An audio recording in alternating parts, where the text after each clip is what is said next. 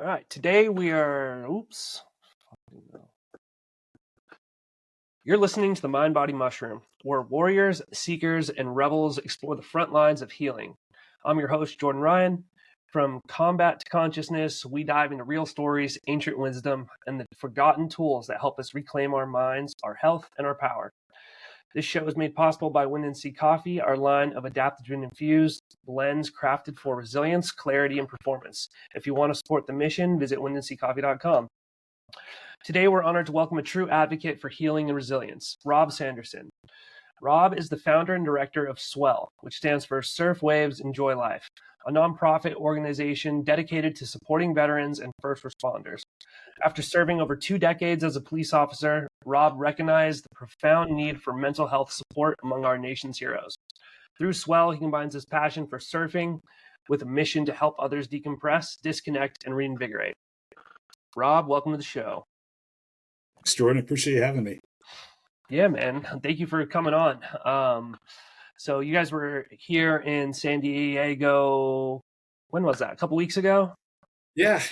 First weekend in April. First weekend. It's gorgeous. Yeah. Yeah. Tell me a little bit about what you guys were doing and what that event was. Yeah. So, when we founded, we're always looking to form communities with other organizations that are like-minded, maybe have the same kind of core mission to serve. And through that, we found 3 other organizations that support military and first responders. That's Pendleton Surf Club, One More Wave, Veteran Service Alliance, and then us. And really, we wanted to come together. For last year was the first year to just have a camping surfing trip with all the leadership and members and just kick it and see what we could do to collaborate with one another to kind of support each other, because like I said, we do basically the same core things, but we do things a little bit differently. And it was really cool to see the support really kind of forming a coalition around what we're trying to accomplish. And it's that whole tribe mentality, stronger together. Right. Yeah. And how would you say that you do things like differently than some of those other organizations, or where's the what's Swell's flavor of it?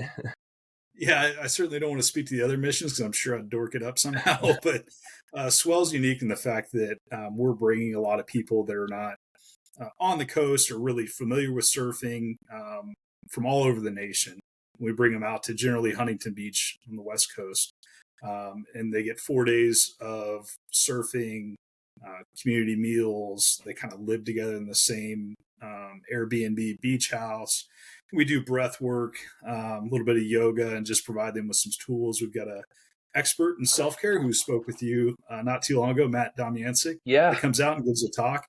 And it's really organic. So it's kind of a peer support function, really. And then obviously with that, we surf, and they're partnered with, the participants are partnered with either an active duty service member, a veteran, or first responder as their surf coach for the weekend.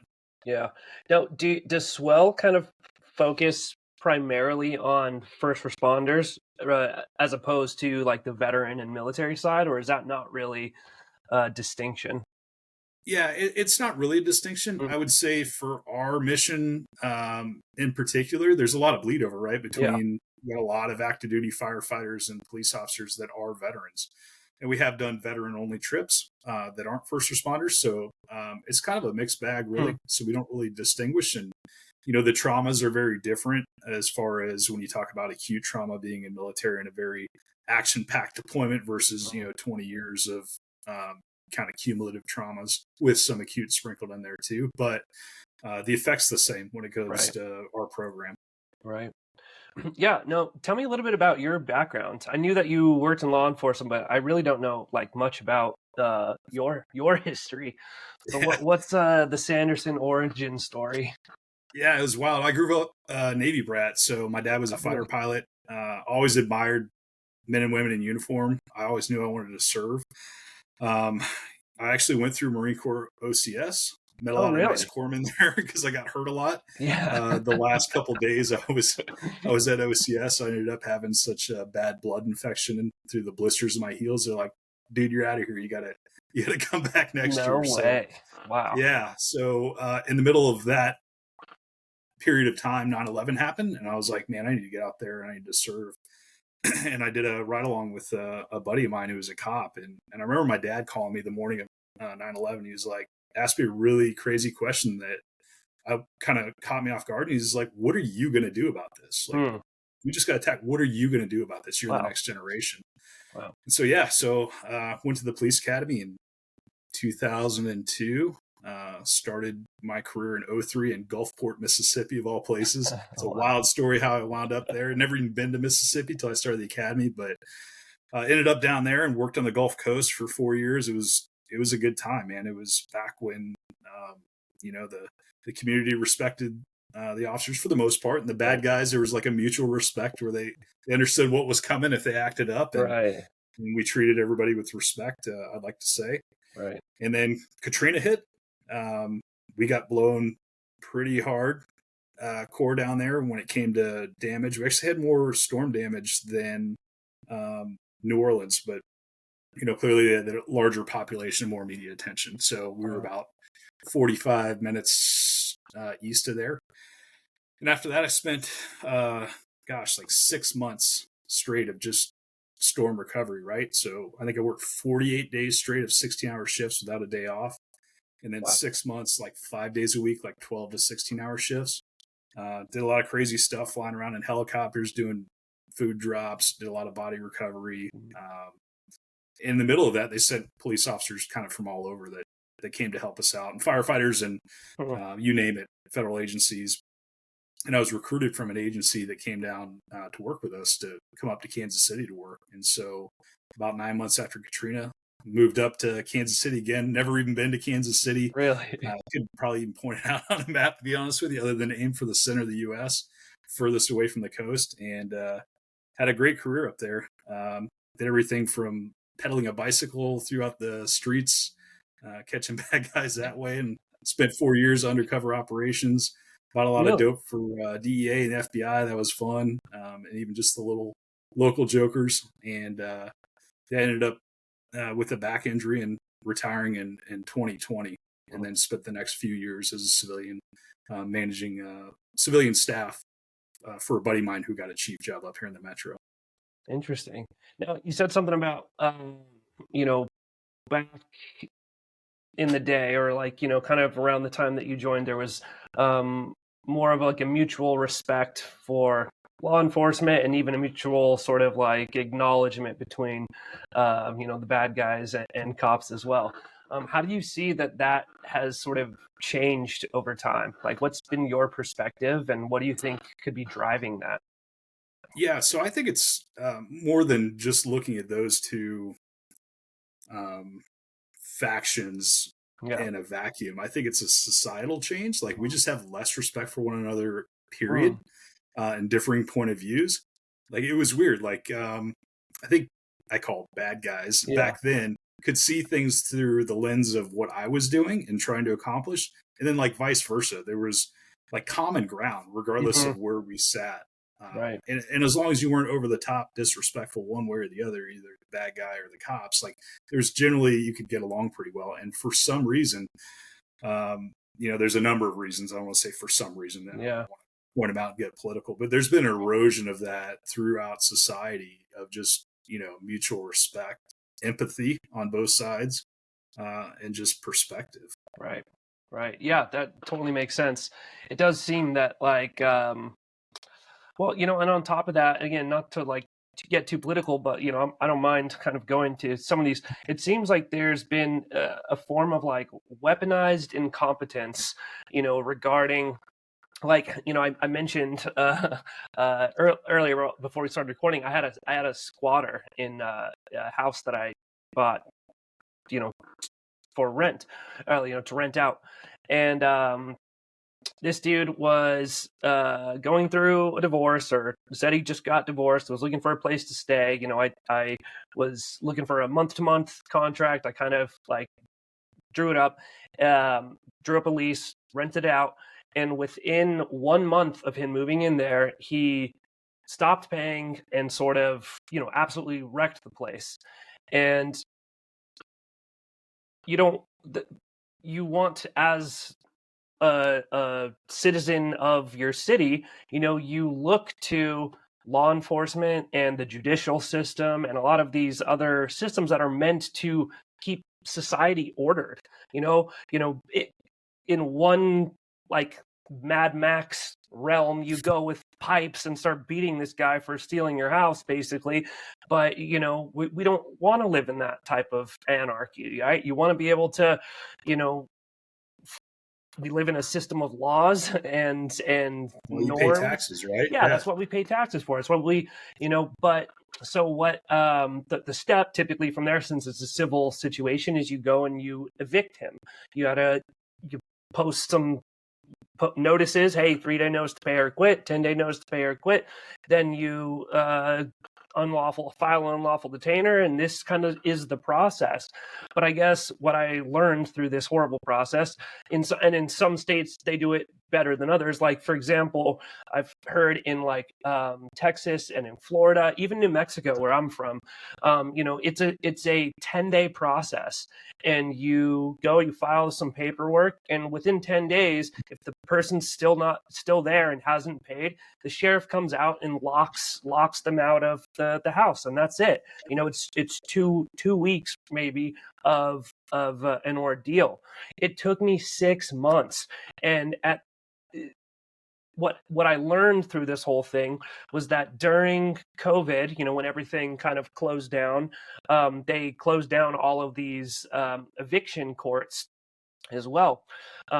Meanwhile, there was an eviction moratorium, right? So they were making it to where you couldn't evict people because they didn't want people to be evicted because they lost their job and they couldn't pay rent. Like, I guess it's coming from a good place. But then after they opened up the world and got all these eviction courts, they only opened one eviction court for the city of San Diego. And there's a backlog of 4 years of evictions that needed to take place. And so if you're somebody, if you're a bad guy, I guess, if you're somebody who is trying to weaponize this situation, all of these things, just as far as you can push it, just like right where that realm is, where the system that is meant to protect order actually protects disorder and injustice, and then 100%. The yeah, dude got 6 months of free rent off of you, and the 6 only one months of hurting free that is rent. you. And then, since I'm the greedy homeowner, I had to go hire attorneys to do this. But the city pays for his attorneys, because he's like a low income person, whatever. And so it's like my property taxes are defending him against, getting my house back. And you see this and you're like, dude, this just feels so backwards.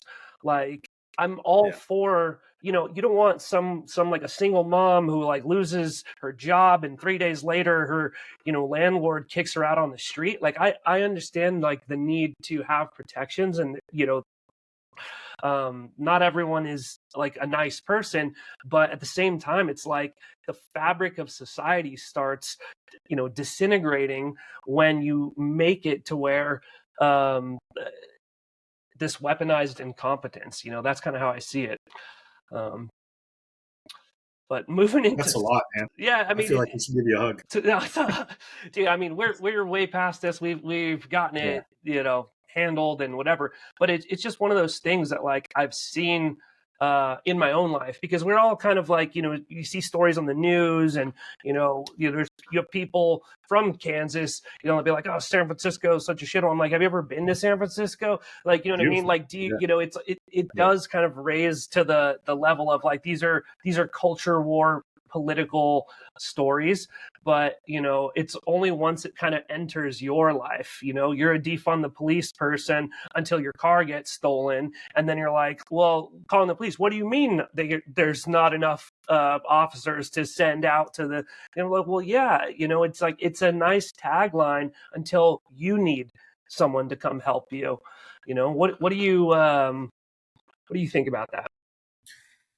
Yeah. I think the problem's just getting worse too, Hmm. because for the last, I don't know, you name it, 8 or so years, we've really beat down uh, public servants pretty awfully. I mean, law enforcement in the forefront, but even firefighters feel it too, right? Really? And now it's like, who wants to do the job? Because you don't make a lot of money. I mean, and the risk is real, you Right. know? Right. And so when you don't have a lot of applicants that want to do that job, you're starting to scrape the bottom of the barrel, and the problem's just going to perpetuate. So you're, there are really great people out there that still want to do that job, and they're just as good of an applicant as I was. But I tell you this, they're also hiring people that don't need to be doing this job. And so you're going to see, in my opinion, a lot of these issues get even worse when it comes to lack of training, knowledge, just capabilities of handling stressful situations or nutty people or violent people. Right. We're not recruiting the highest quality folks right now, which is unfortunate. And so we're starting to see that now with call volumes stacking. Really? I know in Kansas City, if you call 911 at times, you'll be on hold for 30 minutes regardless of what's going on, because there's not enough people to answer the calls. Wow. And there's not enough cops to go to them. Wow. So yeah, it's a real problem. Any big city, I'm sure, out there on the West Coast is no different. Have you thought about, have you ever hypothesized like what would be a solution to this? You know what I mean? Did you pay cops more? Do you like what is sort of, does that even affect the situation? I think that's one part of it, right? And this is not coming from anything other than my perspective of one little guy. Of course. I'm not saying this is a solution, but I feel like if you made a national standard, right, of like very similar to the military as far as, fitness standards, education standards, training standards. And I'm not saying the military does it great, but at least there's like a standard. Whereas, a cop here in Kansas City is going to get judged by, a cop that's in Oklahoma, and who knows what their standards are. Cause I can tell you right now, they're vastly different when it comes to educational training hours for continuing education. And you have very professional departments and you have very unprofessional departments. And the cop that is at the professional department is getting judged by the actions across the nation of somebody that isn't. So I think that's the start of it, right? And then if we can make it to, this is probably a poor example now, given the political rhetoric, but like the FBI is held in high regard, the DEA or whatever, these federal organizations. If we can boost local law enforcement to that level, whether it comes to mirroring pay, but also training and expectations, I think eventually you're going to wash some people out, but you're going to build a higher standard. And I think the other thing we need to do is we need to minimize the amount of crap that they send us on, right? Mental health calls, certainly, if there's a weapon involved and there's imminent threat of bodily harm, but the local cop is just the catch-all for anything that doesn't fit the box. Right. So we're wasting a ton of time on that. And we're also putting them in a bad position and also the citizens in a bad position. And you can just list the number of unfortunate uses of force that have related into killings that possibly could have been prevented. I'm not pointing out just one, but there's multiple. Sure. Yeah. I mean, I think an aspect of that too is that, like, you got to think that police are generally intervening in somebody's worst day. You know what I mean? Like it's if the cops are dealing with you, it's not because it's a bake sale. It's like something's going on, and over the course of a career, the amount, it's like like you get a new car and then you see that car everywhere you go, like it's that bias. So it's like if your daily interaction with strangers is skewing towards, it's going to be a negative interaction, I feel like that kind of bleeds into interactions that maybe aren't so bad and that you might come out with a different perspective, but you're kind of loaded in the back of your mind going like, hey, like this person could have a weapon, all of these kind of triggers that exist in those interactions, and that, using that as like a segue into what I want to talk about next. How do you think that contributes to burnout? Yeah, I mean, what you're describing is exactly what I saw throughout my career. It's those officers that are constantly in that sympathetic response to where they're hyper vigilant and they just assume the worst. Right. Not only that, but they've already completely overfilled their bucket with giving a shit. So to show empathy to another person, regardless of the circumstances, is just not within them. Right. And that's a shame. And really that boils down to a lack of positive outlet, a lack of emotional intelligence, a lack of training, and probably a lack of self-care. Not probably, definitely a lack of self-care. Yeah, totally. And at times, especially after Katrina, I found myself doing the same thing. So I'm not sitting here on my soapbox pretending like I was never in that kind of maxed out mode, because I was. Right. And it creeps up on you, and you don't really understand that it's there until you experience it. And then it takes a level of emotional intelligence to recognize it, because some people never snap out of that. Right. It's like even if you had the best applicants under the best conditions over, with the best training, it's like, if you're not kind of addressing and deconflicting these mechanisms that are causing that, it's like no one is above that. You can't exist in that sympathetic nervous fight or flight stage forever, and with it, if you're not allowing for re-regulation, like it's going to creep up on anyone. Yeah. So what do? We make them work more overtime. Yeah. We make them drink fucking energy drinks. Right. Slam nicotine. Right. Zero downtime, and it just constantly makes the problem, even worse. And yeah, I don't know what the answer is. Yeah. Other than surfing. Surf therapy. I mean, that seems to be. So, how did you kind of get into surf therapy? Where was it? I mean, as somebody who's doesn't live by the coast, where did that kind of enter your consciousness? Yeah, so it didn't start off surf therapy. As a matter of fact, when I started SWEL, I had no idea what surf therapy was. Even as we were starting, I grew up surfing, and I constantly made surf trips all over to meet buddies. I kind of cut my teeth on the Texas Gulf Coast, which, yes, there's actually surf there. Yeah. Is it good? Rarely, but it's fun. So yeah, when I moved to Kansas City, I was just constantly making trips to go see our mutual friend, Reggie. Yeah. And he was in the Coast Guard, and he'd be stationed, different locations, whether it be San Diego or LA or wherever. We'd meet out in Costa Rica. And so I just knew when I came back from those surf trips, whether they be quarterly or every couple of months, I just felt better. Again, ignorant to surf therapy or what it was doing. I just know when I came back, I was like, man, I just, like, my bucket was emptied. I had that kind of capacity to take on more crap. And so I started taking friends of mine that had never been, that were either veterans, first responders, or both, with me.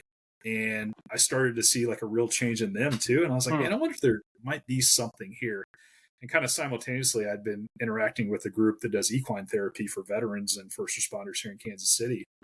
And I was like, man, I wonder if we could, put together some sort of nonprofit and just fund these trips for these guys to come out with us, meet up with Reggie and Adam and everybody, and we'll just go surf. And so that's kind of how it kicked off. We started our paperwork in like 2019, and then made our first trip in 2020. That's interesting. Yeah, I wonder. I want to ask you if you think that because surf therapy doesn't feel like therapy, you know what I mean? Like, people think of these like medical interventions, or it's like it's somebody with a master's or a PhD and this, and you got to be in like a clinic or a clinical setting. Like, these are very obviously relaxed settings. It's like it's people hanging out at the beach and going surfing. It's kind of a two-part question. So on one hand, I could see that makes it very approachable because it's like, not in that setting. But I wonder if that also prevents it from being taken seriously by precincts and, maybe these larger organizations writ large, because they're assuming that the type of help needs to be given from a doctor, kind of deal. What have you noticed? Yeah, so I mean, those are two great points, and we recognize that very early on. So when we were just trying to convince people to Mm. go to the Pacific Ocean with us, Yeah. we never talked about therapy. Right. Never mentioned it. Just said, hey, we want to take you out, go surfing. It's going to be a good time. You can relax, and we're going to cover all the costs. Just kick back. And so, given the amount of effort they would need to put into it, other than just taking some days off from work, the lift was pretty light for them. They just had to be willing to go. So that's how we kind of continued to sell it today, although the word's out. And then I also knew that we needed some sort of proof that what we're doing is effective. So starting like our very first mission in 2020, we would collect data pre and post mission surveys, and it's based on the new GSE scale. And we would measure improvement in self-efficacy, improvement in anxiety, depression, and stress. And Wow. so we have those stats from day one, and we publish them annually. And it's pretty shocking. Now, granted, we take them a week before and a week after. Sure. And anytime you're talking about statistics or I'm not a scientist, but I know, a week after, the results are not going to be the same 6 months later if they haven't continued to do the work and find other modes of decompression themselves. Right. So yeah, I mean, that's kind of how we tackled it. Now, we've had varying degrees of buy-in from agencies. I've had chiefs reach out to me, police and fire, and ask me to take their people. Are they funding it? Hell no. But at least they're bought in. We have been able to get some agencies to put their men and women out on training days. So they're actually getting paid. They're not having to take vacation days, but we're still not to the point to where we have the complete buy-in from agencies, especially in the Midwest or agencies outside of the West Coast that are willing to actually fund it. Yeah. And regarding those surveys, what did you, totally valid what you're saying about, week before and week after, it's like, we don't know what the long-term data says, but do you remember some of the statistics off the top of your head, or like how much of an improvement people were experiencing? Yeah. The when it comes to improving self-efficacy, the questions that we're asking, believe it or not, the veterans and first responders think pretty highly of their capabilities. So we did see some improvement in self-efficacy and reporting. I think that might have been skewed just a little bit. But the things that we really saw was 30 to 40% decrease in anxiety and depression, 28% decrease in stress. So, and it varies year to year, and each group's differently, and they have different experiences. But I mean, like huge chunks, like you wouldn't be able to take, Xanax for a week to feel that, no sort of improvement. Yeah, totally. I'm not saying talk therapy wouldn't do that, but really experiential therapies are where it's at for me. And it's not a long-term fix, but I think if they can walk away with some tools like breath work, self-regulation, sleep hygiene, things like that it can be a sustainable thing. And we've seen it, because I'm still friends with just about everybody that I've taken out to this day. Right. Yeah. And I think, I want to ask you in a minute, kind of like, what do you think it is about surfing specifically? But, more to the point, I think that it's about finding something when you can kind of distill what is the benefit of surf therapy, then you can realize that there are other things that have this, if it's flow state or whatever the case is. So, but before I ask you, I want to tell you a little bit about how I got into surf therapy and what it did for me. So I got injured while I was in the military, and I was essentially being medically separated. And going through that whole process, coming from a special operations community, you think highly of yourself. You think of yourself as strong, capable, all of this, and your identity is so heavily tied into, where you're at, your reputation, what other people think of you on your team, etc. And all of a sudden, all of that gets called into question. You're losing your job, you're losing your friends in a sense, your reputation takes this massive hit, and on top of all those relational issues, you're also losing my mobility. I was sleeping like shit. I felt anxious. I was sad and depressed that I was and surfing was a bit of an escape. It wasn't a pill. It wasn't just another doctor's appointment where I was going in.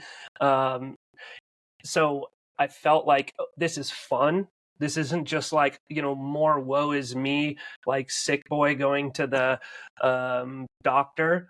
And coming from a amphibious special operations community, I took pride at being capable in the water. This was an element that was most people, you take out first time surfers all the time. They get their ass kicked. What I mean? It could be like a 2 or 3 foot day and like they're like a wet cat, like drowning, you get so gassed.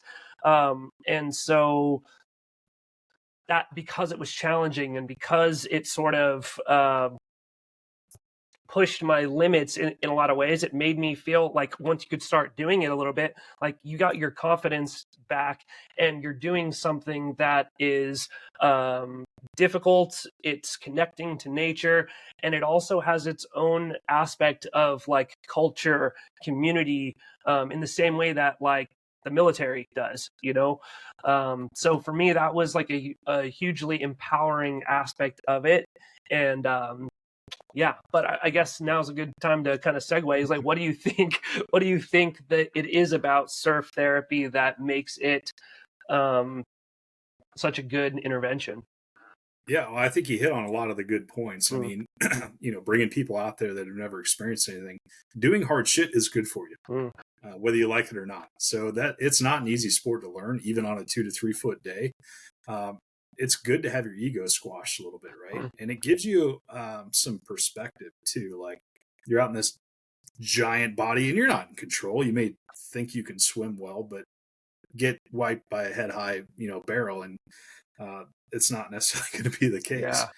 And then it's the fact that we're bringing people and putting them into a foreign environment, and there's some trust that has to be extended.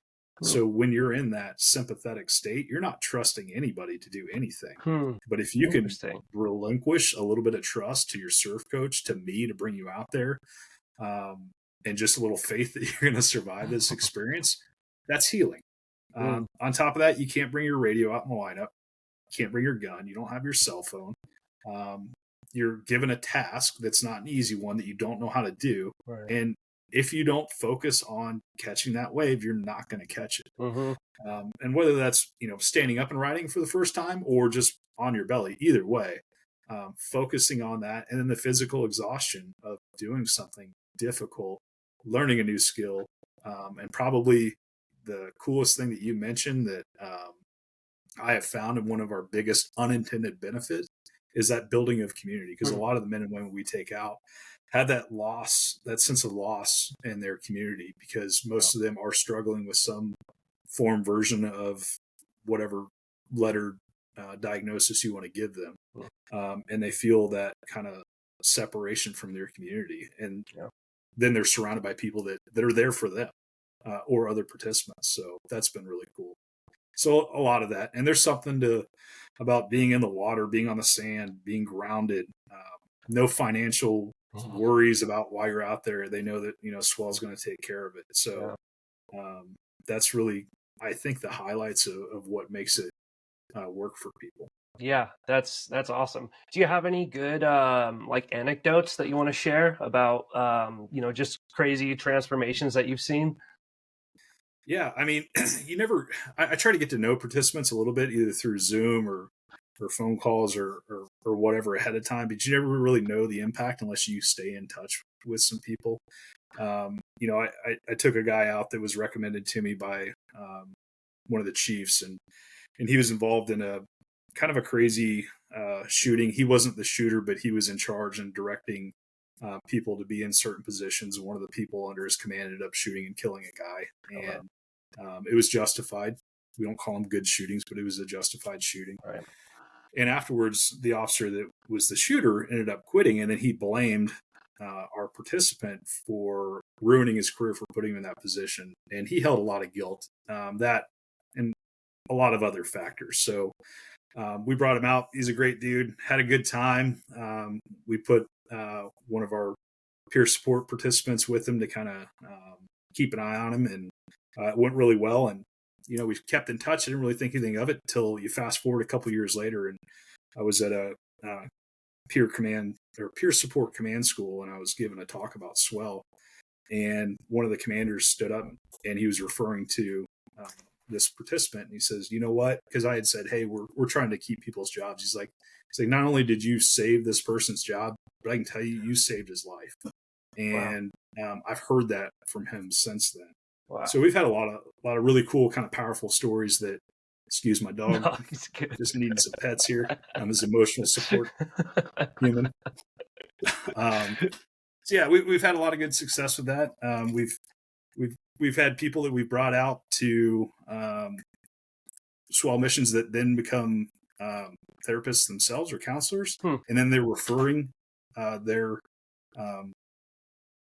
clients, I guess we call them, right, to us, and we've brought them out, and they've been an excellent choice to come out. So it's kind of cool to see somebody go from participant to now healer, then referring other people that we can kind of help together. So right. Yeah, and I'm sure that kind of feeds back into the making this more widespread and allowing, maybe the first precinct you go to, or the first that you try to convince, to, hey, what do you send some people out, let them know for training, maybe the answer is no initially, or maybe it's yeah for sure, but we're not going to pay for it.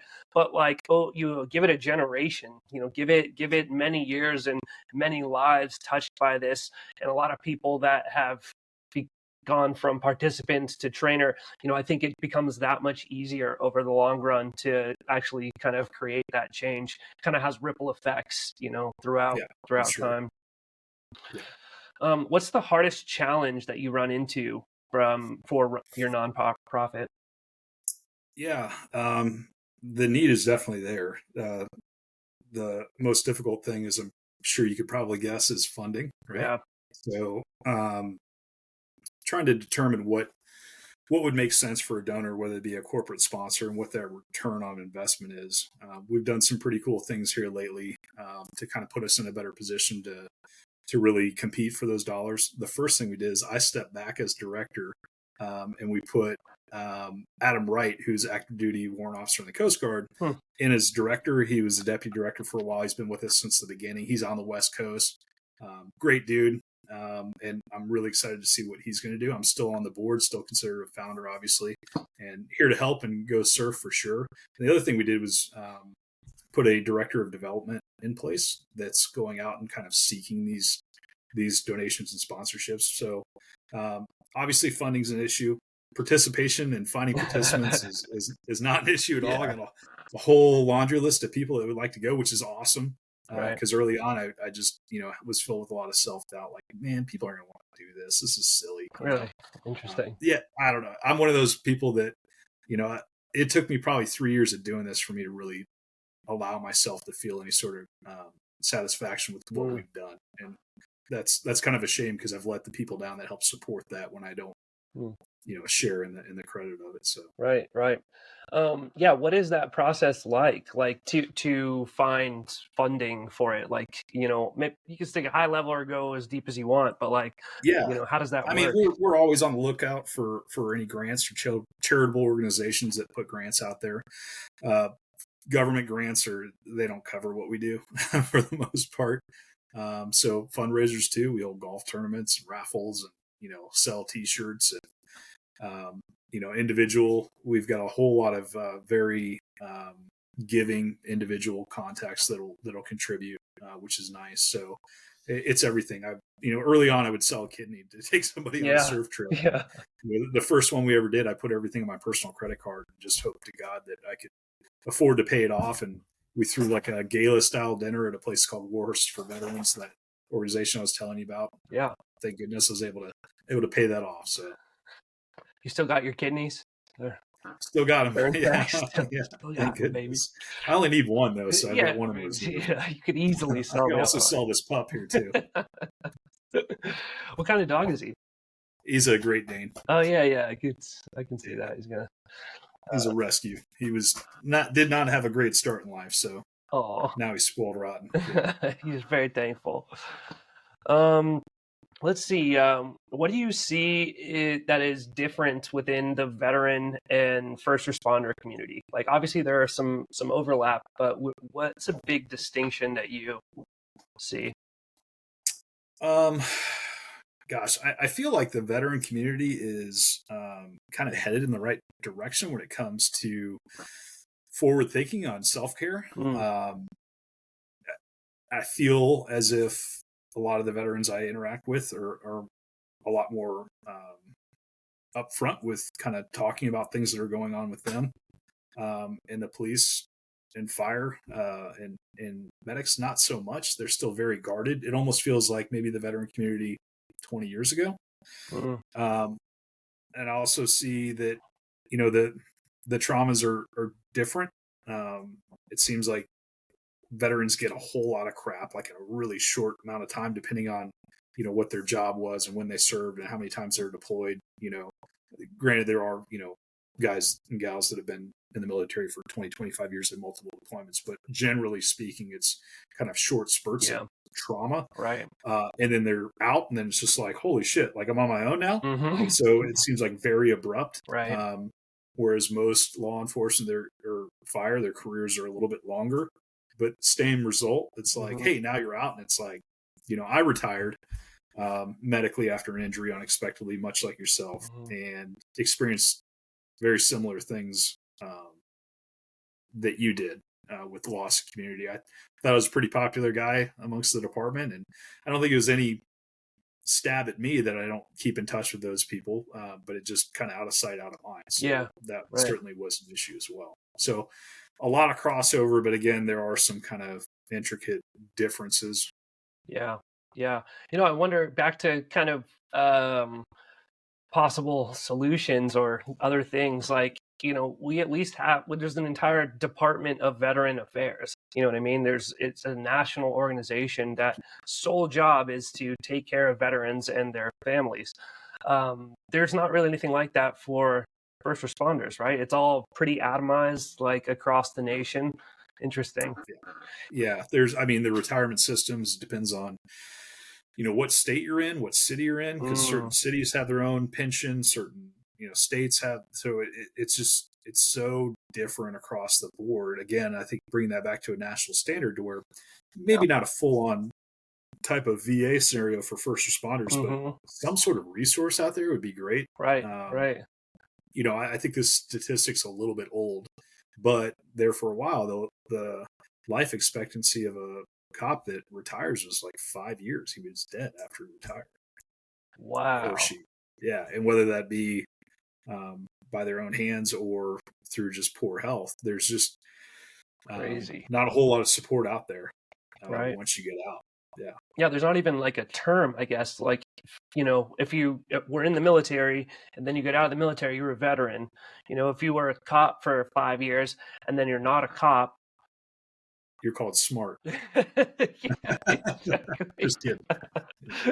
Just But yeah, I think like even just on a cultural level, like there could be simple things like that don't necessarily take into the funding of creating a VA equivalent, but just something that lets people feel like they are still a part of something and that they were, you know, you thank military people for their service.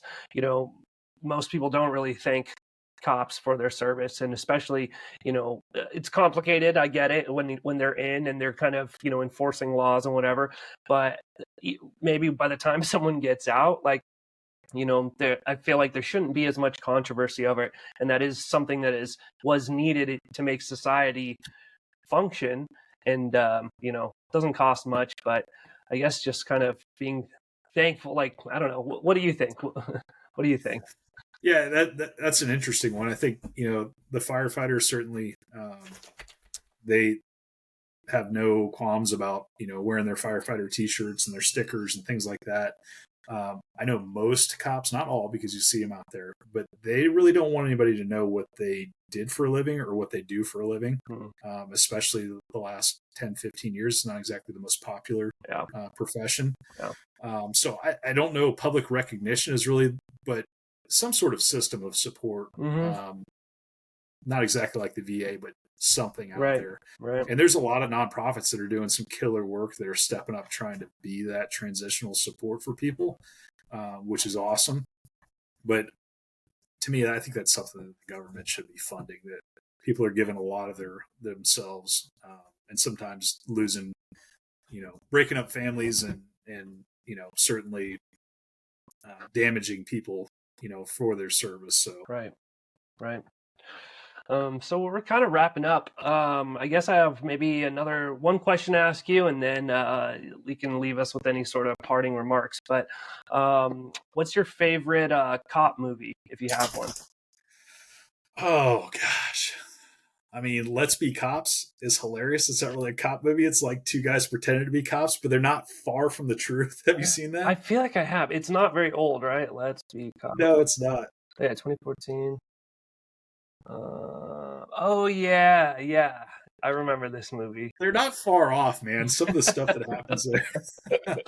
uh, uh, and I tried to watch this movie again. I just couldn't bring myself to do it. But End of Watch is such a good, like, I'm familiar with that. there's some bullshit Hollywood stuff, Sure. in there. But I mean, it's a pretty spot on when those guys actually did their homework. And Yeah. that was during the era when like everything was cool to be like really rough cut video where everything's shaking. I tried to watch it and I was like, Throw up. throw up. Like, I love this movie, but I can't watch it. So, Yeah. but I think those guys really nailed it when they put that movie together. Yeah, So, yeah. I give just it to saw Warfare. Have you heard of this movie? Have you seen it? Yeah, how do you see it? How do you watch it? You have to like buy it, or It's in the movies. oh, it's in the theater. Yeah, Okay. it's in theaters. How is that? It's really good, but it's not like enjoyable.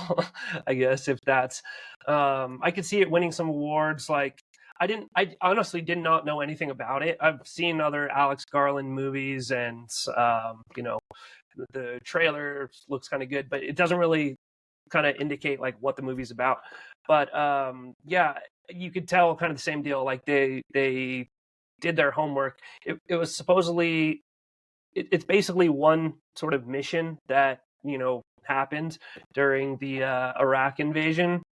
It's like a SEAL team and a Marine element are kind of working together, and they go on this patrol, and the it's almost like a documentary reenactment in a sense, pieced together by interviews that they did. So you don't see the interviews, but it was like a reenactment of from their memories of like what happened. But just certain shit like the sound of like the machine guns like hitting the walls, like the rounds hitting the walls, Yeah. the relative difference in volume between small arms and then like larger fire and IED exploding. It's definitely one that's kind of worth seeing in theaters for that reason is like it's wild. You feel the like explosions like through your body in theaters. But yeah, I guess that could be triggering for some too. Yeah. oh, for sure.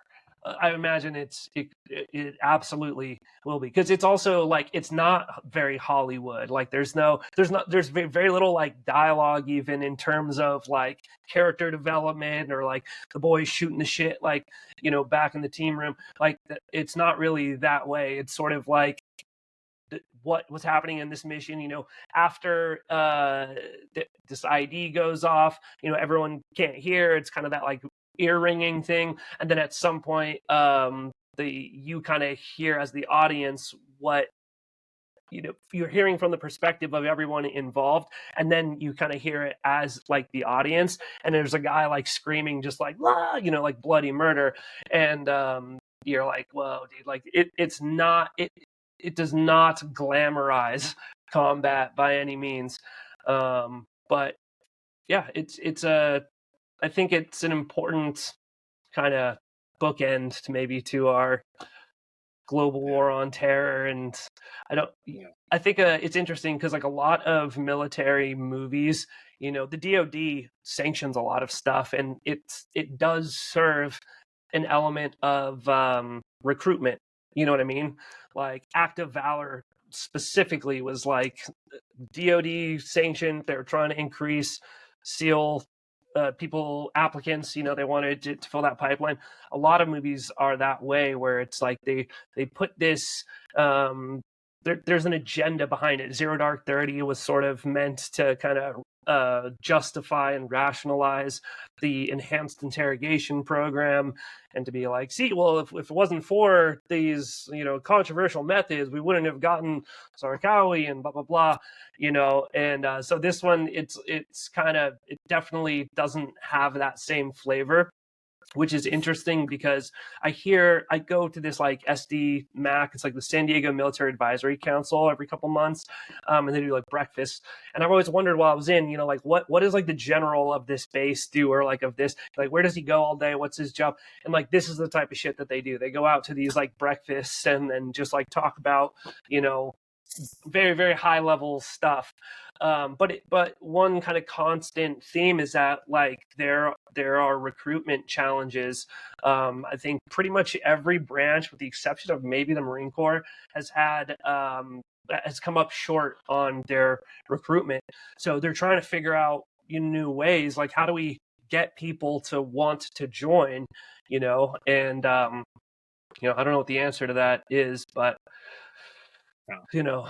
I think it comes down to some of the benefits, dude. Like my life, like while you're in the military, I'm sure it's the same while you're in the cop. Like it's your life kind of sucks. Like it's about 95% not cool shit, and then like 5% like kind of cool shit, and it's this like trauma bonding essentially that just like gets you through it, and like dark humor, but what I've realized since getting out is there really are a lot of benefits for military veterans, and through education and your healthcare and a lot of things that I wasn't even really like aware of when I was joining, and not like I gave a shit anyway. I was in my early 20s, but that type of stuff, like when I talk to people now, I'm like, dude, like let me tell you about the GI Bill. Like let me like it will change your life, man. Like a lot of these things, and a lot of people joining, I'm sure the police and as well